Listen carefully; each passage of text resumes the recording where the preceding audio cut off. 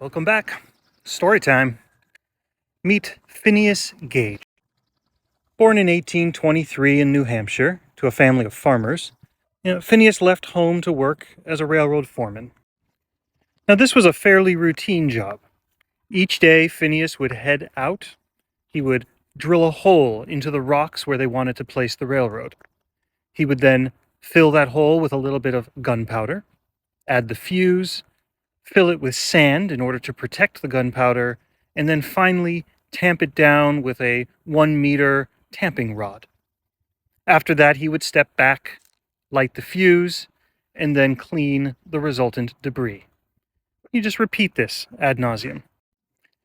So on a sunny Wednesday morning, September 1848, Phineas head out for work as he always did. He drilled his hole into the rock. Next, he added the gunpowder, as he always did. Then he grabbed his tamping rod and tamped the gunpowder down. Boom.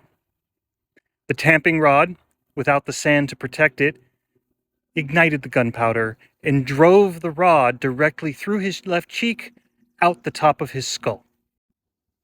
The accident looked deadly, and yet, despite the rod going through his brain, he experienced no immediate observable damage.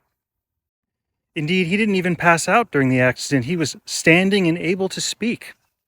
It wasn't until almost 10 days later that he showed any real signs of injury, when he did lose consciousness, and doctors were sure he wouldn't survive. And yet, over the months that followed, not only did he regain his strength in full, but he seemed to have recovered psychologically as well. He actually returned to work at the railroad. He did start, though, to experience seizures, and individuals in his life started to report some changes potentially in his behavior. Tomorrow, I'll talk to you a little bit more about that and what we did as a field in neuroscience as a result.